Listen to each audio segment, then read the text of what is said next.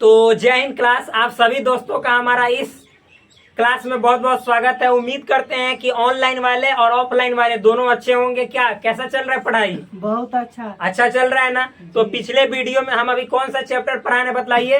First chapter set. First chapter जिसका नाम है सेट थ्योरी, जिसको हिंदी में क्या कहते हैं? समुच्चय सिद्धांत। ठीक। तो पिछला वीडियो में हमने आपको या पिछला क्लास में क्या बताया था, इस सिंबल का मतलब क्या होता है। इसको क्या पढ़ते हैं बोलिए? Belongs to. इसको पढ़ते हैं बिलोंग्स टू। इसका मतलब होता है का सदस्य है। समझ में है ना जी। का सदस्य है या का अवयव है या का मतलब में है। जैसे हमने बताया था कि मान लीजिए यदि 1 2 3 4 इस तरह से है तो इसको पढ़ेंगे सेट ए बराबर 1 2 3 4, यानी सेट ए में 1 2 3 4 अवयव है ना जी। तो हम आपसे पूछेंगे कि 2 सेट ए में है। यस। तो इसको लिखेंगे कि 2 सेट ए में है। तो इस तरह से लिखेंगे। ये वाला सिंबल का मतलब हो जाता है ना कि 2 सेट ए में है। समझ में आया? जी। कोई दिक्कत है क्या? नहीं। फिर उसके बाद यदि हम पूछेंगे कि 5 सेट ए में है नहीं। तो नहीं है तो ऐसा चिन्ह देंगे। ये सब बताया था ना जी। इसको पढ़ेंगे इंग्लिश में 2 बिलोंग्स टू सेट ए, यानी 2 सेट ए का सदस्य है। अब 5 does not belong to set A, मतलब 5 सेट ए का सदस्य नहीं है, सेट ए का अवयव नहीं है। इस तरह से पढ़ेंगे ना जी। कोई दिक्कत है क्या? नहीं। बहुत अच्छा, बस इतना ही बोलना है। कोई दिक्कत नहीं। अच्छा, आगे हम बढ़े। जी बढ़िए। तो चलिए अगला टॉपिक लिखते हैं। क्लास मेरे दोस्त, मेरे भाई, मेरे यारों, यहाँ पे चलिए धूम मचाते हैं और देखते हैं क्या है। तो अगला टॉपिक इसमें है, उस टॉपिक का नाम है, लिख रहे हैं यहाँ पे मेथड्स ऑफ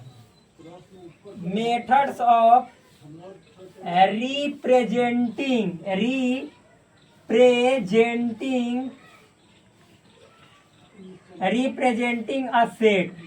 क्या लिखा हुआ है? Methods of representing a set. ये दिखाई दे रहा है ना वीडियो में? जी दिखाई दे रहा है। अच्छा तरह से दिखाई दे रहा है? हाँ। या फिर से लिख दे? नहीं। दिखाई दे रहा है ना? जी दिखाई दे तो रहा है। हिंदी में इसका मतलब हुआ समुच्चय को व्यक्त करने की विधि। इसको क्या कहते हैं? समुच्चय को व्यक्त करने की विधि। तो हम इस मतलब की वीडियो में अगला टॉपिक पढ़ाने जा रहे हैं, जिस टॉपिक का नाम है methods of representing a set, यानी समुच्चय को व्यक्त करने की विधि या लिखने की विधि। बात सेम ही है। अच्छा अब समझिएगा। अच्छा एक क्वेश्चन आपसे पूछ रहे हैं। मान लीजिए कि किसी घर को आपको जानना है। क्या? किसी घर को जानना है। किसी घर के बारे में आपको समझना है। तो किसी घर का पहचान किससे होता है? उस घर से कि उस घर में रहने वाले लोग से? उस घर से पहले उस घर में रहने वाले लोग से होता है। चौपट ये देख रहे हैं, मार के देह तोड़ देंगे चिरकुट।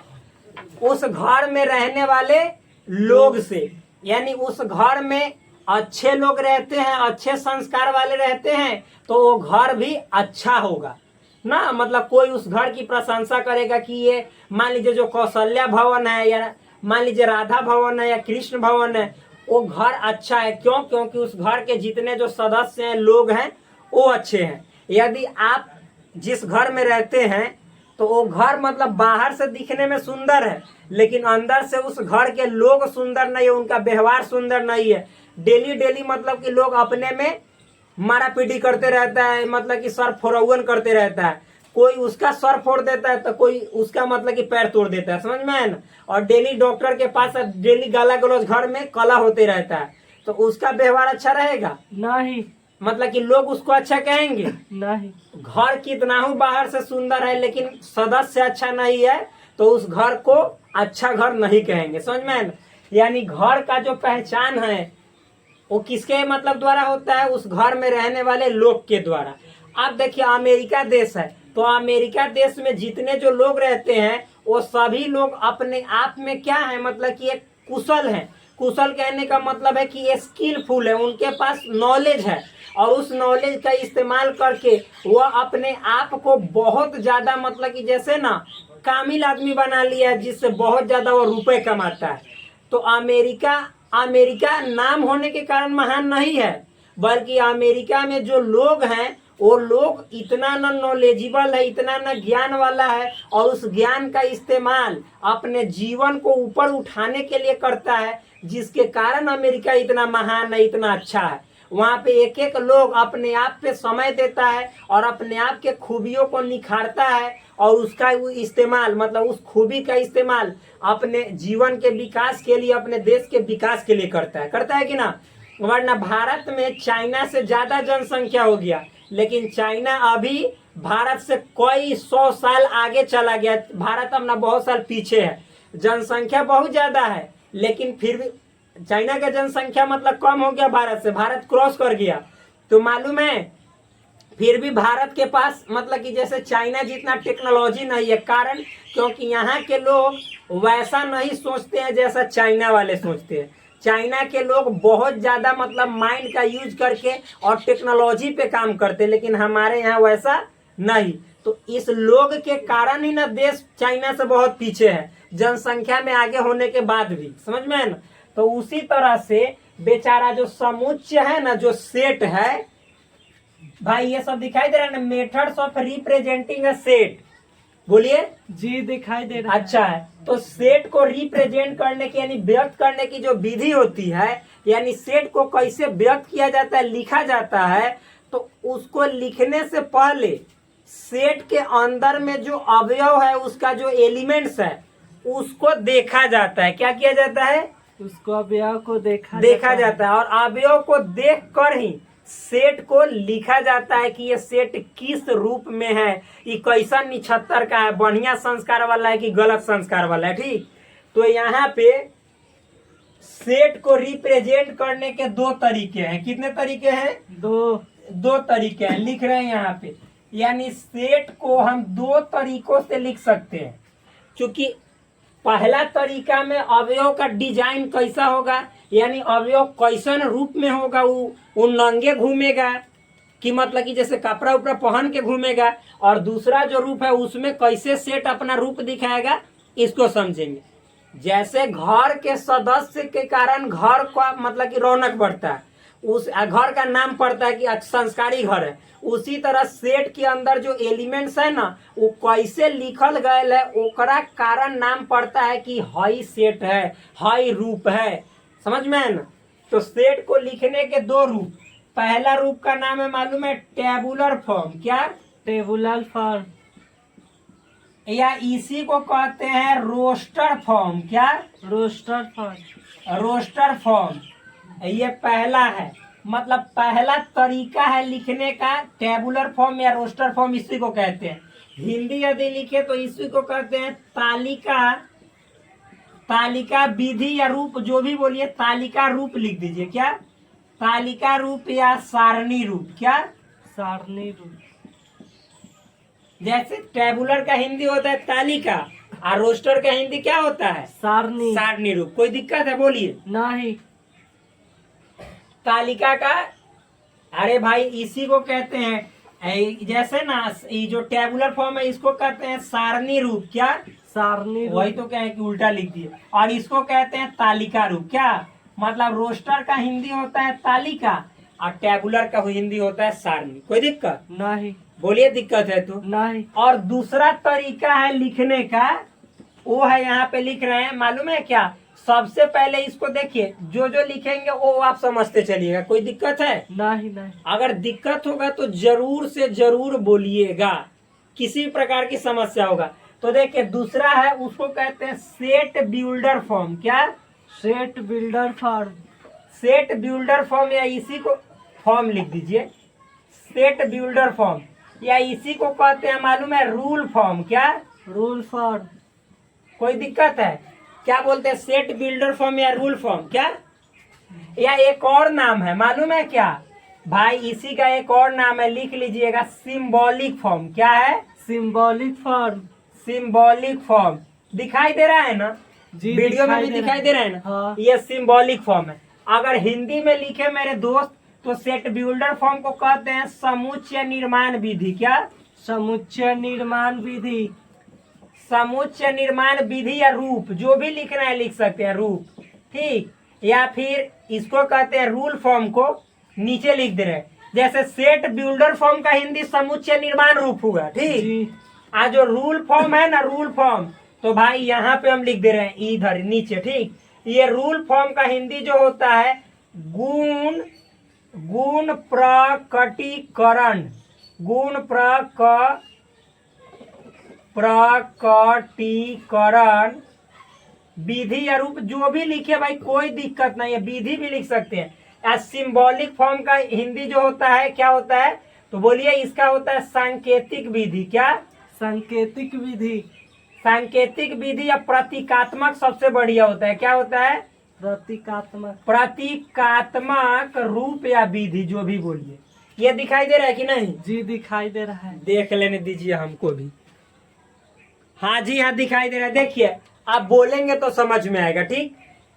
Methods of representing a set, मतलब जो सेट है ना, सेट को व्यक्त करने या लिखने की जो विधि है वह दो होती है, एक टेबुलर फॉर्म या रोस्टर फॉर्म, समझ में आए ना। फिर दूसरा होता है सेट बिल्डर फॉर्म, या इसी को कहते हैं रूल फॉर्म, या इसी को कहते हैं सिंबॉलिक फॉर्म। कोई दिक्कत है? बोलिए। नहीं। दिखाई दे रहा है ना? जी। अच्छा, हिंदी में देखिए, टेबुलर फॉर्म को हिंदी में सारणी रूप कहते हैं, रोस्टर फॉर्म को तालिका रूप कहते हैं, और सेट बिल्डर फॉर्म को समुच्चय निर्माण रूप, और रूल फॉर्म को हिंदी में गुण प्रकटीकरण रूप, और फिर या विधि, और सिंबॉलिक फॉर्म को बोला जाता है प्रतीकात्मक रूप। कोई दिक्कत नहीं। अब देखिए, सबसे ज्यादा जो पॉपुलर है ना भाई, वो है रोस्टर रूप। ये पॉपुलर ज्यादा है। क्या है? मतलब ज्यादा यही पॉपुलर है। और इसमें जिसका नाम पॉपुलर है वो है सेट बिल्डर फॉर्म। जैसे ई नाम आपको ज्यादा पॉपुलर मिलेगा, ठीक। रोस्टर रूप लिखिए कहेगा, और चाहे सेट बिल्डर रूप। समझ में आए ना कि कोई दिक्कत है? नहीं। बहुत अच्छा है। तो आप इसको मतलब कि आप समझ गए होंगे कि सेट को लिखने के कितने तरीके हैं? दो। एक है रोस्टर फॉर्म, अब पॉपुलर वाला बोलेंगे रोस्टर फॉर्म, और दूसरा है सेट बिल्डर फॉर्म। अब क्या होता है रोस्टर फॉर्म, इसको समझते हैं। क्या पूरा डिटेल में मैं लिखे? जी। तो इसको मिटा देना। जी पहले मिटाए। हट जाते हैं ताकि जगह मिलेगा तो लोग को दिखाई देगा, ठीक। तो मिटा देते हैं। अब तो हो गया होगा, वीडियो रोक कर पॉज करके भी आप उतार सकते हैं। तो चलिए मिटाते हैं। अब अगला देखते हैं।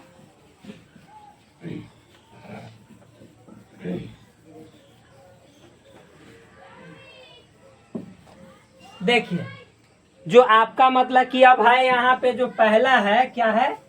पहला जो हमने अभी आपको लिखवाया है रोस्टर फॉर्म। क्या है? Roster form. एक सेकेंड, इसको मिटाते रहे।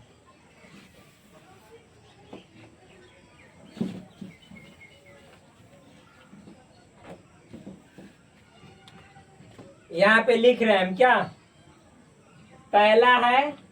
Tabular form. क्या? या इसी को कहते हैं रोस्टर फॉर्म। क्या? Roster form. हिंदी में बोले तो इसको कहते हैं सारणी रूप। क्या? सारणी रूप। इसको कहते हैं तालिका रूप। क्या? तालिका रूप। कोई दिक्कत है? नहीं। समझ में है ना? जी। अब इतना समझ में आया क्या होता है।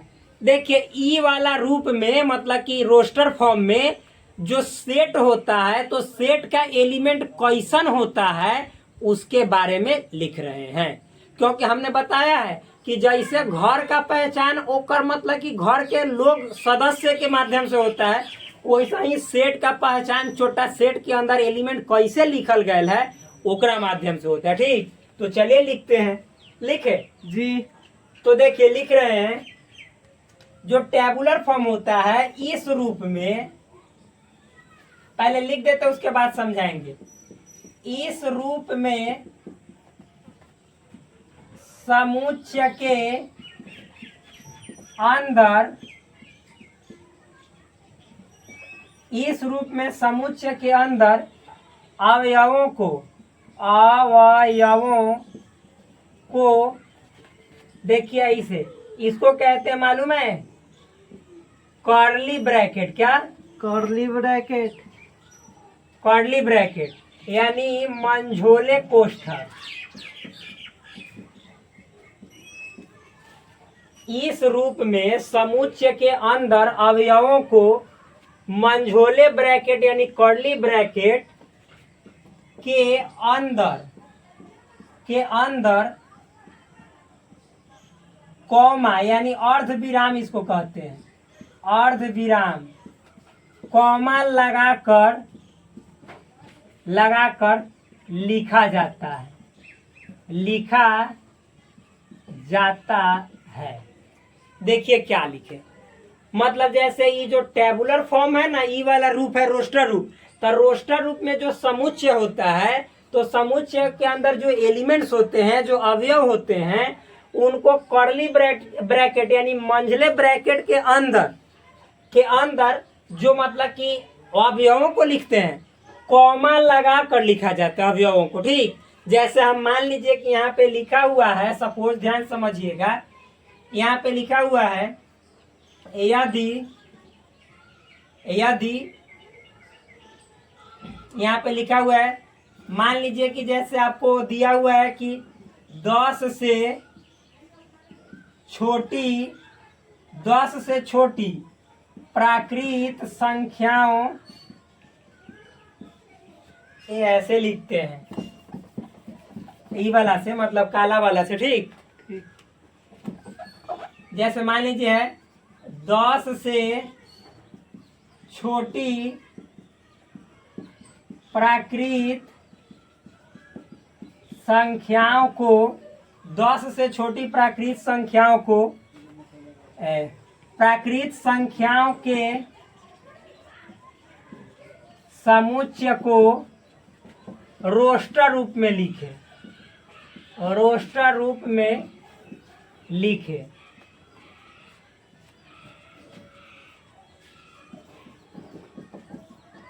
जैसे मान लीजिए कि आपको ये क्वेश्चन दिया गया है, ठीक, कि 10 से छोटी प्राकृत संख्याओं के समुच्चय को किस रूप में लिखना है? रोस्टर रूप में। तो हम लिखेंगे लेट माना सेट ए बराबर क्या? सेट ए बराबर, कोई दिक्कत नहीं। क्या लिखेंगे? सेट ए ए बराबर। यहाँ पे ऐसे लिख देंगे 10 से छोटी क्या? प्राकृत संख्याओं का समुच्चय लिख दिए। अब इसको रोस्टर रूप में लिखेंगे तो कैसे लिखेंगे? तो देखिए मंझली ब्रैकेट ना पता है जी, रोस्टर इस रूप में, मतलब रोस्टर रूप में समुच्चय के अंदर जो अवयव होता है उसको मंझली ब्रैकेट के अंदर कॉमा लगाकर लिखा जाता है। ठीक, तो देखिए मंझली ब्रैकेट लिखेंगे ना, जैसे 10 से छोटी प्राकृत संख्या यानी 10 से छोटा नेचुरल नंबर। तो आप बताइए कि 10 से छोटा नेचुरल नंबर क्या क्या होगा? 1 2 3 4 5 6 7 8 9 तक होगा ना जी। अब दोनों तरफ मंझली ब्रैकेट ऐसे घेर दिए, मतलब इधर समझ में है ना।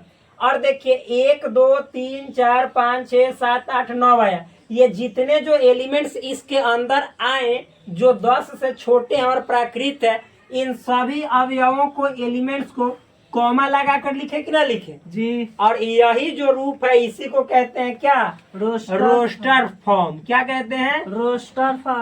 Roster form. कोई दिक्कत नहीं। इसी को रोस्टर फॉर्म, इसी रूप को रोस्टर रूप कहा जाता है, इसी रूप को सारणी रूप कहा जाता है, इसी रूप को टेबुलर फॉर्म कहा जाता है, इसी रूप को तालिका रूप कहा जाता है। कोई दिक्कत नहीं ना? समझ में आया? समझ गए। अच्छा से कि खराब से? बहुत अच्छा से। अच्छा आप समझिए, ध्यान समझिएगा, इतना समझ में आया ना?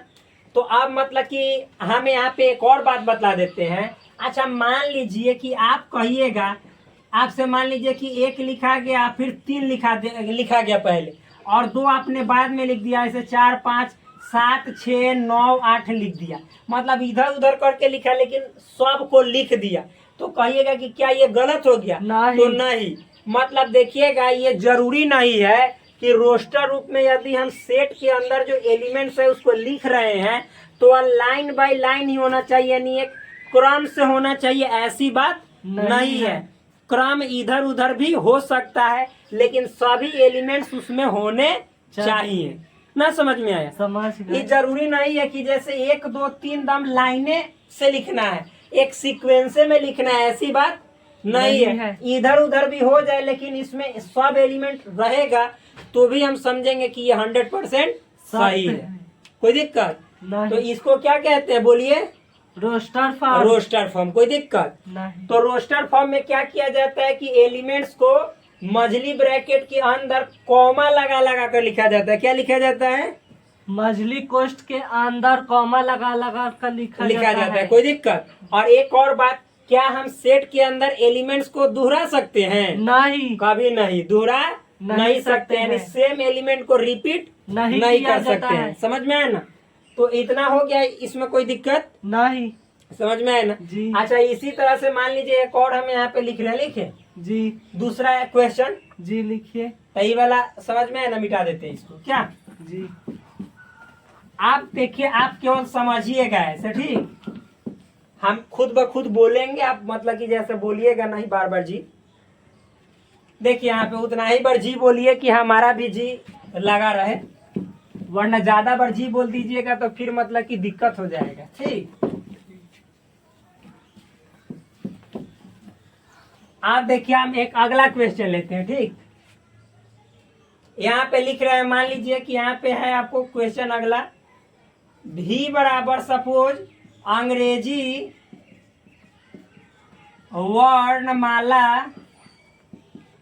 वर्णमाला के स्वर यानी वॉवेल अक्षरों का समुच्चय ऐसे है लिखा हुआ, ठीक? और इसको कहेगा कि आप रोस्टर रूप में लिखिए। किस रूप में? रोस्टर रूप में। बहुत सिंपल तरीका से लिखेंगे। तो भी बराबर क्या लिखेंगे? अंग्रेजी वर्णमाला यानी इंग्लिश अल्फाबेट के जो वॉवेल लेटर्स होते हैं उसका सेट कह रहा है। तो क्या क्या होते हैं? ए, ई, आई, ओ, यू।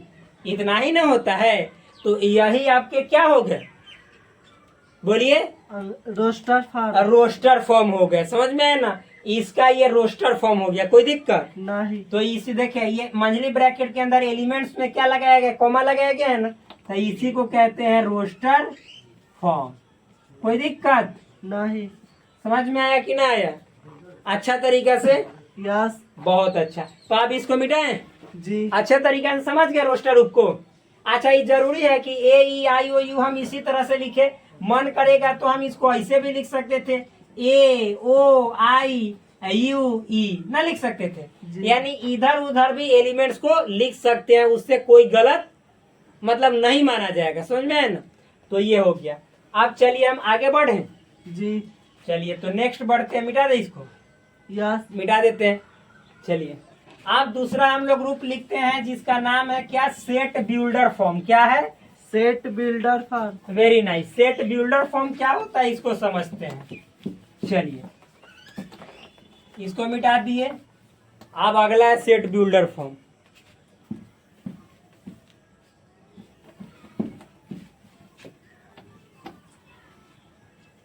पहला तो रूप समझ गए ना जी। कि सेट के अंदर अगर जो ऐसा ही एलिमेंट कॉमा लगा लगा के छिद्रायल रहेगा तो उसको कहेंगे रोस्टर रूप।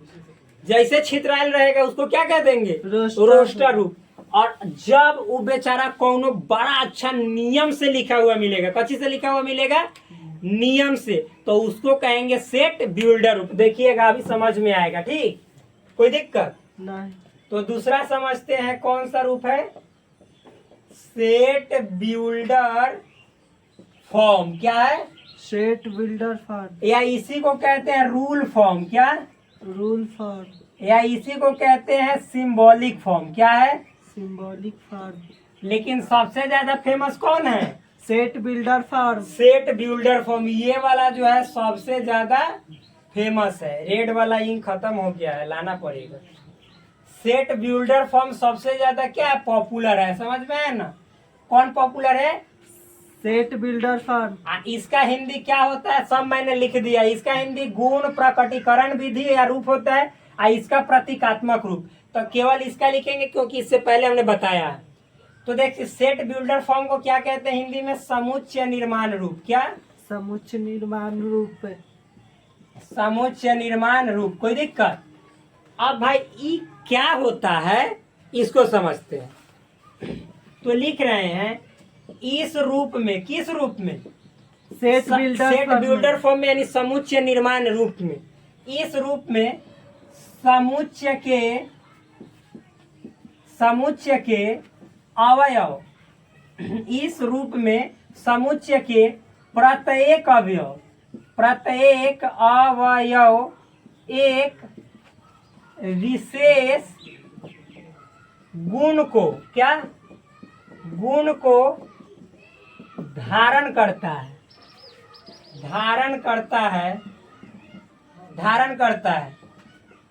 क्या करता है? देखिए, इस रूप में समुच्चय के प्रत्येक अवयव एक विशेष गुण को धारण करता है, जिसके कारण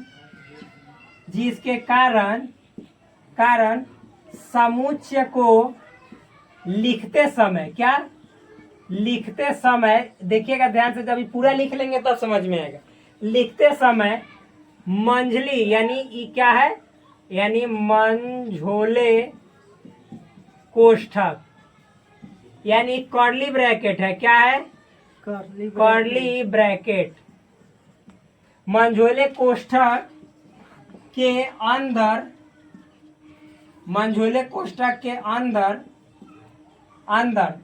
चर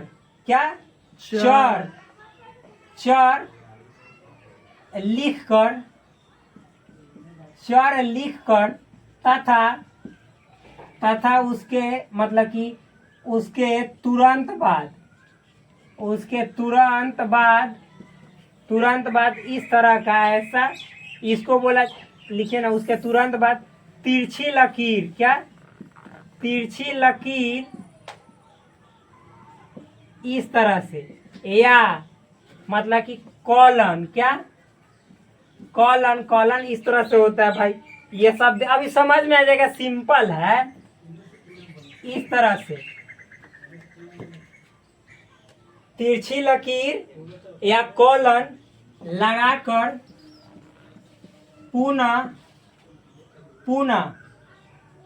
मतलब ये देखिए, इसके अंदर चर x लिखकर पुनः चर x को लिखा जाता है तथा कॉमा लगाकर उस गुणधर्म को लिखा जाता है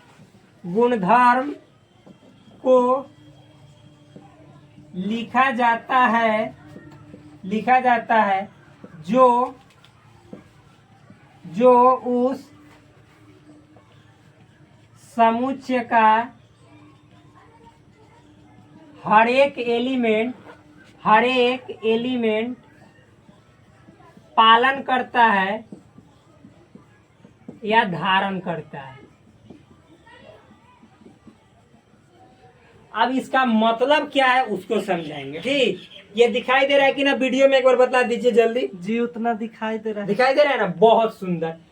देखिए भाई, ये जो लिखा हुआ है बात ना, ये सब सिंपल बात है, बहुत इजी बात है, नॉर्मल बातें हैं। ध्यान से समझिएगा। देखिए, बोला जा रहा है कि जो सेट बिल्डर फॉर्म होता है, नाम में है सेट बिल्डर। बिल्डर का मतलब होता है बनाना, अरे निर्माण करना, लिखा है ना, निर्माण करना।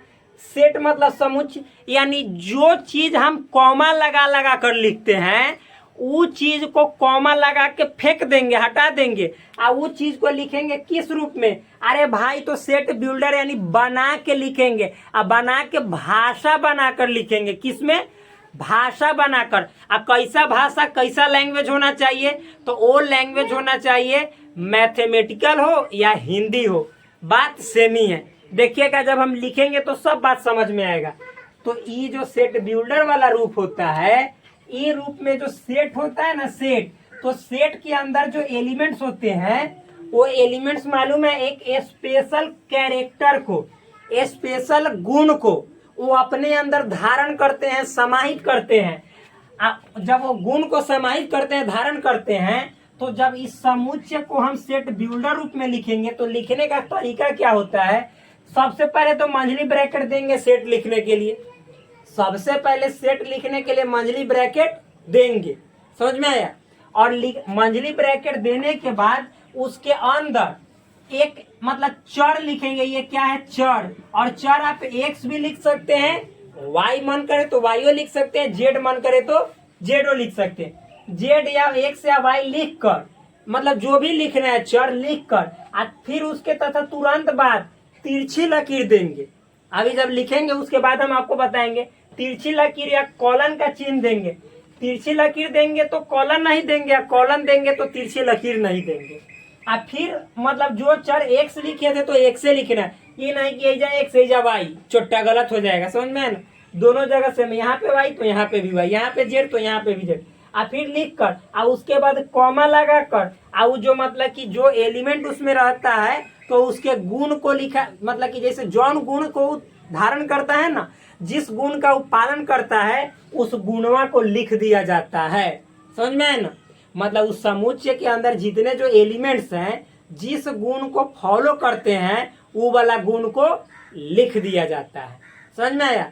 तो अब आप पूछिएगा हमसे कि चलिए इसका एक एग्जाम्पल बताइए। एग्जाम्पल बताएं जी। चलिए बहुत सुंदर। तो इसको मिटाते हैं ना, मिटाने से अच्छा है कि एक एग्जाम्पल यहाँ पे बता दे। ठीक, तो भाई मेरे यहाँ पे इसको मिटा देना जी मिटा, क्योंकि हम जान ही गए कि ये जो पढ़ रहे हैं सेट बिल्डर फॉर्म पढ़ रहे हैं। क्या पढ़ रहे हैं? Set builder form. तो ई वाला को भी मिटा दे रहे हैं क्या, ताकि जगह बचेगा। अभी देखिएगा एक एक चीज समझ में आएगा। वही तो बोले कि ऐसा है ही नहीं कि कोई चीज कोई टॉपिक ना समझ में आए, गर्दा छोड़ा देंगे। एक एक टॉपिक समझ में आएगा, कोई दिक्कत बोलिए नहीं। तो देखिए यहाँ पे नहीं तो क्या है सही। देखिए हम लोग पढ़ रहे हैं सेट बिल्डर फॉर्म। क्या पढ़ रहे हैं? Set builder form. Set builder form, इसको हिंदी में समुच्चय निर्माण विधि बोला जाता है। ठीक, तो हमने बताया कि इस रूप में समुच्चय का प्रत्येक अवयव एक विशेष गुण को धारण करता है। तो जब हम इसको सेट बिल्डर फॉर्म में लिखते हैं तो मंझले ब्रैकेट लिखेंगे, फिर उसके अंदर चर लिखेंगे, तिरछा लकीर या मतलब कि कॉलन का चिन्ह देंगे, फिर चर को लिखेंगे और कॉमा लगाकर उस गुण को लिख देते हैं जो हर एक एलिमेंट उसका पालन करता है। जैसे आप समझिएगा। अच्छा एक बात बोलिए, मान लीजिए कि हमको बताना है, जैसे यहाँ पे 10 लोग हैं, आज सब लोग जैसे क्लास 10th में क्लास 11th में पढ़ रहे हैं। किसमें? क्लास 11th में। तो सबका एगो कॉमन गुण है ना कि सब स्टूडेंट जो है क्लास 11th का विद्यार्थी है ना, है जी। तो उसको अगर जो हमको समुच्चय निर्माण यानी भाषा के रूप में लिखना रहेगा तो हम ना बोलेंगे कि यहाँ पे मौजूद या उपस्थित जितने जो छात्र हैं सभी कक्षा 11th के छात्र हैं। सब अलग अलग लड़का है लेकिन गुण सबका सेम है कि सब क्लास 11th में पढ़ता है। तो उसी तरह से जैसे इस सेट के अंदर ना वो जितना जो ओकर एलिमेंट होगा ना वो कौनो एक बराबर गुण का पालन करेगा और वो गुणवा को लिख देते हैं तो समझ में आ जाता है कि अच्छा ये का है। समझ में आया कि ना आया? आ गया। बहुत सुंदर। तो यहाँ पे मेरे दोस्त यहाँ पे समझिएगा, जैसे मान लीजिए कि आप यहाँ पे लिखेंगे कैसे सेट बिल्डर फॉर्म को। यहाँ पे मान लीजिए कि ऐसे लिखा हुआ है, ए बराबर लिखा हुआ है 2 4 6 8 10 12 14 16 18 20 इस तरह से लिखा हुआ है ना जी। अब मान लीजिए इतना ही तक लिखा हुआ है। क्या है? इतना ही तक लिखा हुआ है, कोई दिक्कत? तो अब इसको अच्छा ये बताइए ये कौन सा रूप है? बोलिए। 2 का अरे भाई मेरा ये कौन सा रूप है? ये सेट बिल्डर फॉर्म है। सेट बिल्डर मारेंगे चुट्टा ना। अरे चुट्टा इस सेट बिल्डर फॉर्म हम जान से पूछे। ये है रोस्टर फॉर्म जो हम अभी बताए हैं ना कि सेट को मतलब कि जो उसके एलिमेंट है उसको कॉमा लगा लगा कर सेट के अंदर लिखा जाता है।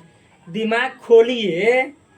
तो ये कौन सा रूप है? Roster form. Roster form. क्या है? Roster form. फॉर्म। इतना तो समझ में आ रहा है।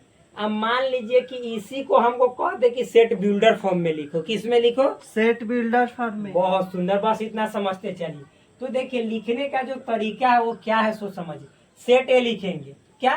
सेट ए। क्या लिखे हैं कि देखिए मंझले ब्रैकेट देंगे, यानी जो मिडिल ब्रैकेट होता है कर्ली ब्रैकेट होता है उसको लिखेंगे। समझ में है ना?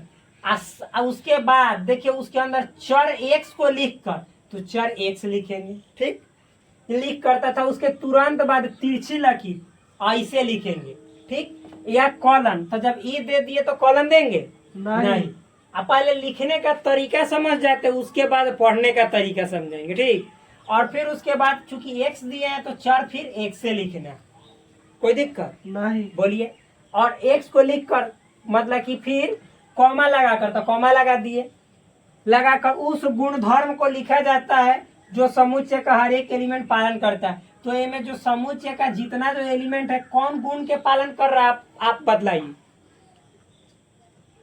ये दो का क्या है, गुणज है। अरे भाई दो का गुणज नहीं है, मल्टीपल टेबल। जी दो का क्या है, गुणज है।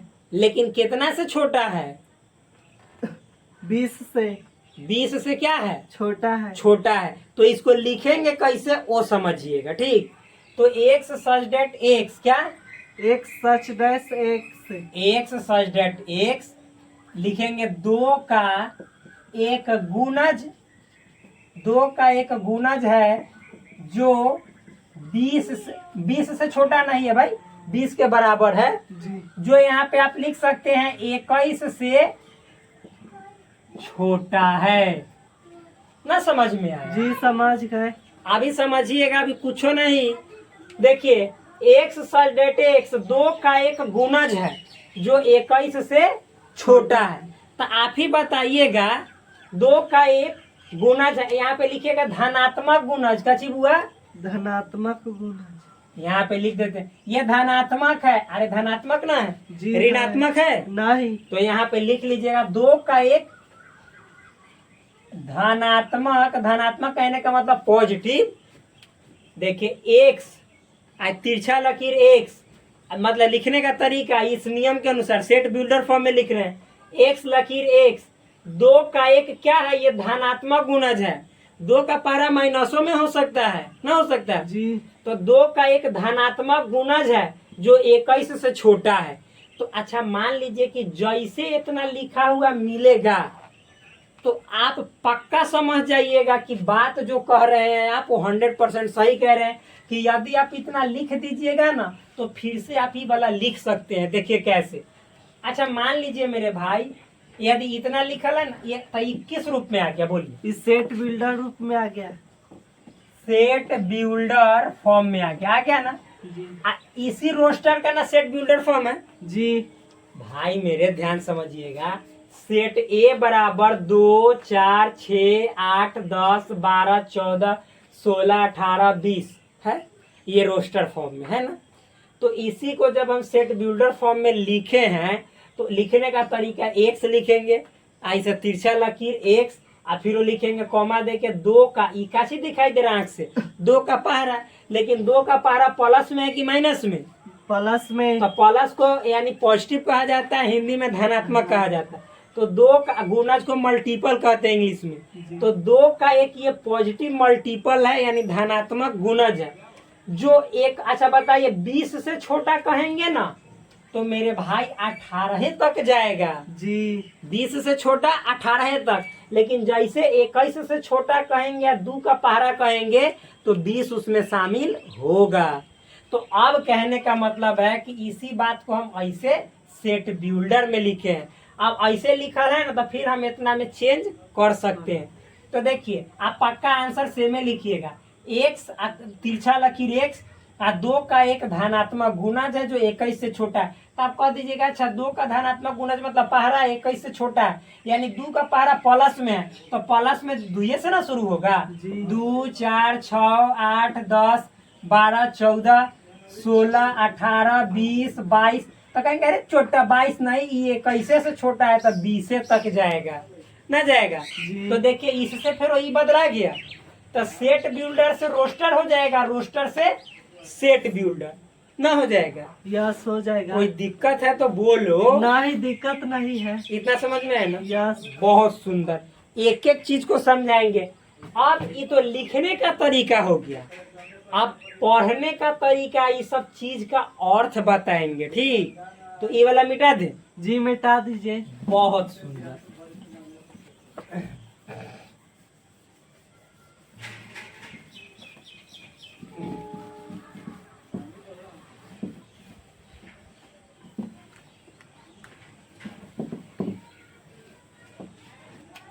देखिएगा, देखिए तो इसको भी मिटा देते हैं क्या, क्योंकि तो ऊपर है। तो देख भाई मेरे, a बराबर x, देखो ई जो है ना, ई इसको तिरछी लकीर बोलते हैं क्या? तिरछी लकीर। लेकिन यहाँ पे ना तिरछी लकीर नहीं बोलेंगे, यहाँ पे इसको पढ़ा जाता है दूसरा तरीका से। ठीक, इसको पढ़ा जाता है एक्स, क्या? एक्स। एक्स। इसको पढ़ा जाता है सच डैट, क्या? Such dash. Such that, such that. That. फिर इसको पढ़ा जाता है x, x such that x, क्या? X such dash x. X such that x. फिर इसको पढ़ेंगे, ये तो जैसा है वैसा ही, 2 का एक धनात्मक गुणज है जो 21 से छोटा है। समझ में आया? देखिए इसको कैसे पढ़ेंगे, इसको पढ़ने का तरीका यहाँ पे लिख दे रहे, तिरछी लकीर जान गए ना? जी जान गए। तो इतना इस सब को ऐसे लिख दे रहे हैं, पढ़ो, इसको पढ़ो। इस सब पढ़ने का क्या तरीका है, जो सेट बिल्डर है, ये सेट बिल्डर फॉर्म है, तो ऐसा लिखा रहेगा। तो इसको पढ़ेंगे कैसे, तो देखिए x such that x, x x such that, देखिए x x such that x, यानी ई चीज को सच डैट पढ़ेंगे। तो पढ़ेंगे इसको एक्स सच डैट एक्स, 2 का एक धनात्मक गुणज है जो 21 से छोटा है। इसको पढ़ेंगे वही x such that x, x such that x, 2 का एक धनात्मक गुणज है जो 21 से छोटा है। इंग्लिश में पढ़ेंगे एक्स सच डैट, इसको तब पूछिएगा कि इसको हिंदी में क्या पढ़ेंगे, तो एक्स ऐसा की, क्या? एक्स ऐसा की एक्स, एक्स ऐसा की एक्स, 2 का एक धनात्मक गुणज है जो 21 से छोटा है। इंग्लिश में देखिए, एक्स सच डेट एक्स पढ़ेंगे, 2 का एक क्या है, पॉजिटिव मल्टीपल है, इसको पॉजिटिव मल्टीपल बोला जाता है। भाई आप लोग हिंदी इंग्लिश दोनों जानते, चलो तब तो फायदा होगा। मल्टीपल है जो 21 से क्या है, छोटा है, यानी विच इज स्मॉलर देन 21। ठीक, इसी को हिंदी में पढ़ेंगे, सच डेट का हिंदी होता है ऐसा की, एक्स ऐसा की एक्स, 2 का एक धनात्मक गुणज है जो 21 से छोटा है। कोई दिक्कत नहीं? बोलिए। नहीं दिक्कत। तो इतना को पढ़ने आया कि नहीं पढ़ने आया? आ गया अच्छा तरीका से, बहुत अच्छा तरीका। तो इसको मिटा दे। जी मिटा दीजिए। आप बहुत अच्छा, इतना तो मिटा दिए, इतना तो समझा दिए। आप देखिए, ज्यादातर एक्स ऐसे लकीर नहीं दिया जाता है, मतलब ज्यादातर आप देखिएगा ना ऐसे लिखा रहता है एक्स सच डेट एक्स। जी ठीक, तो ज्यादातर आपको ये मिलेगा, कॉलन का चिन्ह मिलेगा, लेकिन हम सब चीज समझा रहे हैं तो सब चीज समझाएंगे। तो इसको मिटाएं। जी मिटाइए। अब अगला देखिए एग्जाम्पल, इसका मतलब समझा रहे हैं, इसका मतलब क्या है भाई? देखो इसका मतलब हुआ, इसका मतलब ये जो है ना, ये पूरा बात, इसका अर्थ क्या है, सो देखिए लिखेंगे एक्स, क्या? एक्स। बोलिए। एक्स। एक्स ये मतलब कि जैसे किसका अवयव है, सेट ए का, क्या? सेट ए का। तो लिखेंगे एक्स सेट ए का अवयव है। ठीक, एक्स सेट ए का अवयव है, ऐसा कि क्या? ऐसा कि मतलब जैसे भाई इस चीज को पढ़ रहे हैं, तो ये पहिलका एक्स का मतलब हुआ ना कि एक्स सेट ए का अवयव है, क्या? अरे भाई पहिलका एक्स का मतलब हुआ कि एक्स सेट ए का अवयव है, तो एक्स सेट ए का अवयव है। अब दूसरा एक्स का मतलब क्या हुआ, वो लिख रहे हैं, एक्स सेट ए का अवयव है ऐसा कि, क्या? ऐसा कि एक्स, क्या? ऐसा कि एक्स 2 का, क्या? 2 का एक धनात्मक, लिखिए ना, 2 का एक धनात्मक गुणज है जो 21 से छोटा है। ना समझ में आया? हाँ पूरा। देखो भाई ऐसे लिखे हैं ना, एक्स सच डेट एक्स, तो इनमें पहिलका एक्स का मतलब हुआ ना कि जो ये एक्स बताता है, ये एक्स कि हई सब है ना, हई सब ये पूरा हई 2 4 6 8, तो इसको बताता है कि ये सब जो है ना इस सेट ए का एक सदस्य है, एलिमेंट है। उसके बाद हाई एक्स बताएगा कि कैसा एलिमेंट है, तो ये बताएगा हाई वाला एक्स ना कि भाई ऐसा एलिमेंट है कि 2 का एगो गुणज है आ एक धनात्मक गुणज है आ 21 से छोटा है। ना समझ में आया? समझ गए। अब बहुत चीज बताएंगे भाई, देखिए ना, इसको समझ में आया ना? हाँ समझ। आगे देखिए,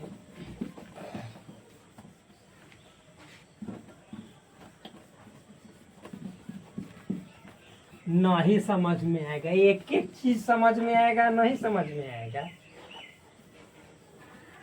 आगे देखिए ध्यान से, मिटाएं।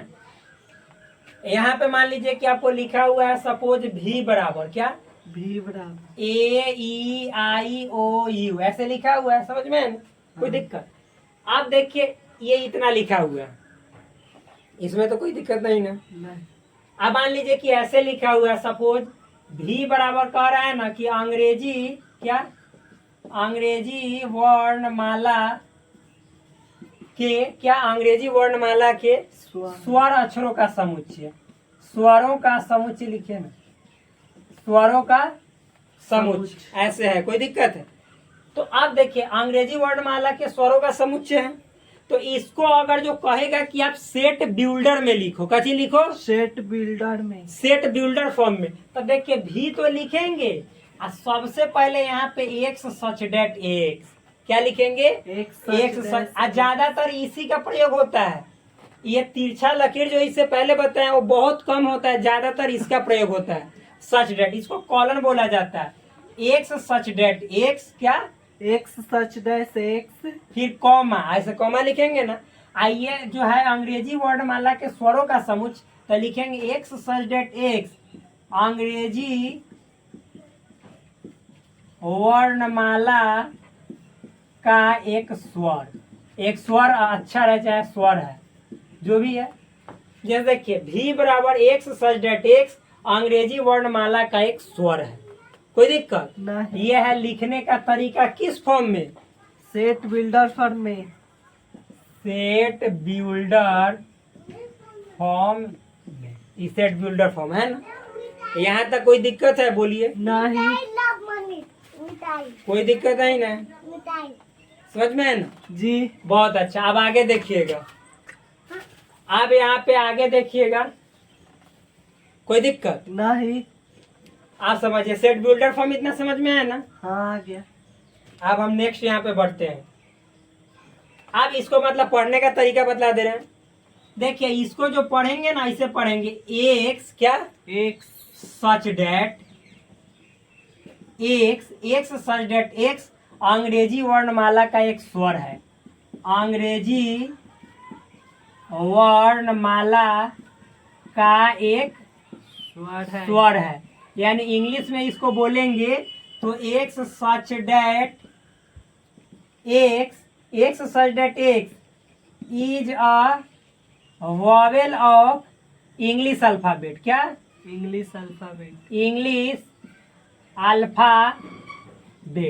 कोई दिक्कत नहीं। इसको ये पढ़ने का क्या है तरीका है, है। समझ में है ना कि ना?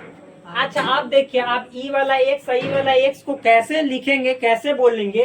तो देखिए इसका मतलब है ई वाला एक्स बताता है कि एक्स क्या, एक्स एक्स भी का एक अवयव है, अवयव है ऐसा कि आई वाला एक्स बताएगा ना कैसा अवयव है, एक्स भी का एक अवयव है ऐसा कि एक्स एक स्वर अक्षर है। क्या है? स्वर अक्षर है। नहीं समझ में आया? समझ।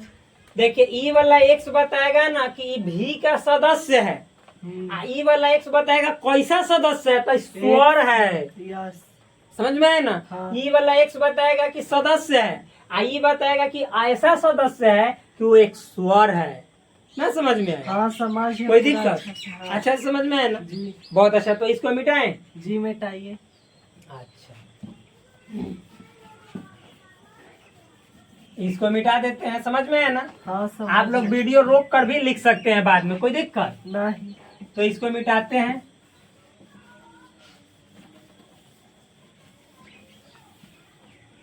चलिए इतना समझ में आया। अभी इतना ही पे खत्म नहीं होता है बाबू, बहुत इसमें अच्छा चीज जानना है, कोई इतना नहीं बताएगा, पहले वही तो समझ लीजिए। अच्छा आप पूछिएगा क्या, आप पूछिएगा कि अच्छा बताइए कि जैसे सेट को लिखने के लिए एगो रोस्टर आ एगो सेट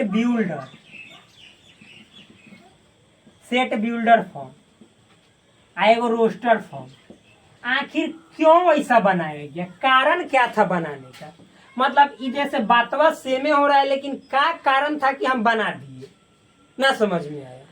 जैसे भाई लिख रहे हैं आप सेमे चीज को, आप मतलब जैसे ध्यान समझिएगा, भी बराबर लिख रहे हैं AEIOU, यहाँ पे भी बराबर लिख दे रहे हैं एक्स सच डेट एक्स, लिख दे रहे हैं क्या कि अंग्रेजी वर्णमाला का एक स्वर है, अंग्रेजी वर्णमाला का एक स्वर है, क्या है, स्वर है। तो दोनों बातवा बराबर है, तो काहे हम दोनों अलग अलग बातवा लिख रहे हैं, क्या जरूरी है लिखने का, ना समझ में आया।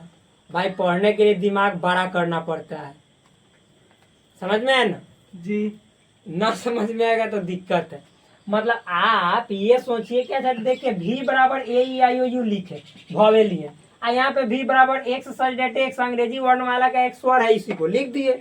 तो आखिर दोनों बातों को यहाँ पे लिख ही दे रहे हैं, तो इसको क्या जरूरत था बनाने का, जब इसको बना दिए तो ये वाला क्यों बना, कारण बताइए, समझ में है ना। तो ये कारण हम तब समझेंगे जब हम आगे बढ़ेंगे और एक टॉपिक पढ़ाएंगे, मालूम है, finite set and infinite set, यानी परिमित समुच्चय और अपरिमित समुच्चय। तब बताएंगे कि आखिर क्यों रोस्टर मतलब कि फॉर्म आया और क्यों सेट बिल्डर फॉर्म आया, दो अलग अलग विधि से क्यों लिखे सेट को, तब पढ़ाएंगे। जब हम परिमित समुच्चय और अपरिमित समुच्चय पढ़ा देंगे तब। कोई दिक्कत नहीं। बोले दिक्कत है तो हमारे यहाँ बोलिए, किसी प्रकार की समस्या हो तो बोल सकते हैं, है नहीं दिक्कत नहीं। तो ये दोनों फॉर्म समझ में आया जी। अगर जो समस्या है तो बोलिए। नहीं आ गया पूरा अच्छा से। जैसे देखिए आपको यदि अब हम क्वेश्चन एक दे रहे हैं, ठीक जी। यहाँ पे लिख रहे हैं 42 को विभाजित करने वाले सभी प्राकृत संख्याओं के समुच्चय को रोस्टर रूप में लिखे, रोस्टर रूप में लिखे। बताइए कैसे लिखेंगे, ये 42 है ना, 42, तो 42 को जो जो संख्या विभाजित कर देगा, काट देगा, तो उसको रोस्टर रूप में लिखना है। कैसे लिखिएगा, ए जैसे कि मान लेते हैं कि सेट ए है, यस 42, ध्यान समझिएगा, संख्या 42 को काटने वाला विभाजित करने वाला जो मतलब प्राकृत संख्याओं का समुच्चय है, वो मान लेते हैं कि सेट ए है, ना समझ में, सेट ए है, क्या है बोलिए ना, सेट सेट। आप बताइए, नहीं बोल रहे हैं, क्यों नहीं बोल रहे हैं,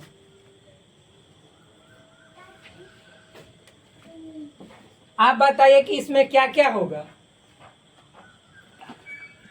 अरे भाई मतलब 42 को कौन कौन नेचुरल नंबर काट देता है, बोलिए, 1 काटता है कि ना, काट देता है, 2 काटता है कि ना, काट देता है, 3 काटता है कि ना, काट देता है, 14 3 42, समझ में है ना। 4 नहीं काटता है तो ये आएगा, 5 नहीं, 6 आएगा, क्यों, 6 7 42, 7 भी आएगा, आएगा कि ना आएगा, 7 6 42, नहीं क्यों नहीं बोल रहे, फिर 14 भी आएगा, फिर उसके बाद आप लोग बोल नहीं रहे, 21 भी आएगा और 42 खुद आएगा। यानी 42 को विभाजित करने वाला, काटने वाला जो नेचुरल नंबर होगा वह 1 होगा, 2 होगा, 3 होगा, 6 होगा, 7 होगा, 14 होगा, 21 होगा, 42 होगा। और ये सभी जो है रोस्टर रूप में इस प्रकार से लिखे जाएंगे। यानी 42 को विभाजित करने वाले जितने जो नेचुरल नंबर्स हैं उन सभी को यदि लिखा जाए तो इस रूप में लिखा जाएगा और इसी को कहते हैं कि ये रोस्टर फॉर्म है। क्या है? Roster form. तो इजी वे में समझ में आ गया होगा। तो भाई रोस्टर फॉर्म और सेट बिल्डर फॉर्म क्या है ये अच्छे तरीके से समझ में मुझे पूर्ण विश्वास है कि आपको आ गया होगा।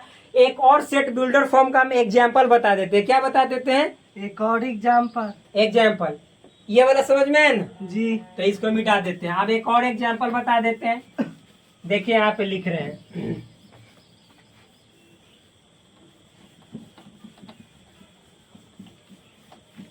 अच्छा एक बात हम यहाँ पे लिखेंगे, बताइएगा। जैसे मान लीजिए कि यहाँ पे आपको जैसे दिया हुआ है a बराबर 3, 6, 9, 12, 15, 18, ठीक, फिर 21 डॉट डॉट डॉट अनंत ऐसे दिया हुआ है। समझ में है ना जी। अब इसको कहेगा कि आप सेट बिल्डर फॉर्म में लिखो। किसमें? सेट बिल्डर फॉर्म में। हाँ तो ध्यान समझिएगा। तो आप यदि ऐसे लिखिएगा भाई कि a बराबर ये जो है 3 का क्या है बताओ ना? गुणज है। गुणज है, या गुणज को ही दूसरा भाषा में अपवर्त्य भी कहते हैं। क्या कहते हैं भैया? अपवर्त। अपवर्त्य। समझ में है ना? गुणज या अपवर्त्य। तो आप अगर जो ऐसे लिखिएगा सेट बिल्डर में कि सेट a बराबर 3 का अपवर्त्य है, अपवर्त्य है, तो मालूम है ये सरासर गलत है। ऐसे नहीं लिखा जाता है। ये सेट बिल्डर फॉर्म नहीं है। ये सेट बिल्डर फॉर्म गलत है। समझ में है ना? तो इसको लिखेंगे कैसे? तो सेट a बराबर लिखेंगे x सच डेट x। समझ में है ना? और फिर उसके बाद कॉमा लगाएंगे। 3 का एक अपवर्त्य है, अपवर्त्य है, या जो भी लिखिए आप इसी को ऐसे लिख सकते हैं x सच डेट x। 3 का एक धनात्मक ना गुणज है, लिखिए ना, धनात्मक गुणज है लिख सकते हैं। समझ में है ना? 3 का एक अपवर्त्य है या 3 का एक गुणज है। 3 का गुणज कहने का मतलब ही हो जाएगा, कोई दिक्कत। लेकिन धनात्मक लिख दीजिएगा तो और बेटर होगा। 3 का एक धनात्मक गुणज है। क्या है? आई भी 3 का एक धनात्मक क्या है? अपवर्तव्य है। अपवर्त्य है। अपवर्त्य। देखिए अपवर्त्य, अपवर्त्य है। ठीक, इसको इंग्लिश में बोला जाएगा तो ऐसे x सच डेट x। क्या? x such dash x। x such that x is a multiple. क्या? मल्टीपल ऑफ पॉजिटिव मल्टीपल लिखिएगा भैया। क्या लिखिएगा? Positive multiple of 3। मैं समझ में आया? जी समझ गए। मतलब 3 का पॉजिटिव मल्टीपल है। x सच डेट x लगाना नितांत आवश्यक है, बहुत जरूरी है। तो अब जाकर ये आपका सेट बिल्डर, ये जो तीनों है ना ये सेमी है, ये सेट बिल्डर कहना उचित है। समझ में है ना? ये सेट बिल्डर फॉर्म है, कोई दिक्कत नहीं। अभी इतना ही नहीं है, इसको आप मैथमेटिक्स के भाषा में भी लिख सकते हैं। अब मैथमेटिक्स का भाषा क्या होता है उसको हम आगे बताएंगे, जब क्वेश्चन बताएंगे तब। जरा यहाँ पे भी बता देते हैं, थोड़ा बहुत ट्रेलर दे देते हैं ताकि मूवी फिल्म दिखाने में मजा आएगा। तो इसको लिखेंगे x सच डेट x। क्या? x सच डैश x बराबर 3n। क्या? 3n। और जहाँ पे लिखेंगे n बिलोंग्स टू, मतलब n जो होगा किसका सदस्य होगा? नेचुरल नंबर का। हो गया। इसको भी क्या कहते हैं? Set builder form. आप देखिए n का वैल्यू 1 भरिएगा तो 3 आएगा, n का वैल्यू 2 भरिएगा तो 6 आएगा जी। n का वैल्यू 3 भरिएगा तो 9 आएगा। ये सब 1, 2, 3 सब नेचुरल नंबर है। तो इसको कहते, ये भी सेट बिल्डर फॉर्म है। क्या है? Set builder form. Set builder form ये स्टैंडर्ड रूप है, ये मैथमेटिकल लैंग्वेज है और ये हिंदी लैंग्वेज है। समझ में है ना? ये मैथ का भाषा है। तो ज्यादातर आपको ऐसा ही लिखना है। ये सब आगे पढ़ाएंगे, इसीलिए हम पढ़ाए थे कि नेचुरल नंबर को n से सूचित किया जाता है। इसीलिए बिलोंग्स टू चिन्ह पीछे क्लास में पढ़े थे। आप समझ में आया? हाँ। तो चलिए मिलते हैं आपसे एक शानदार वीडियो में, अगले वीडियो में। तब तक के लिए धन्यवाद। समझ में आया होगा, उम्मीद करते हैं कि एक एक बात आपको समझ में आया होगा। तब तक के लिए धन्यवाद। कोई दिक्कत नहीं।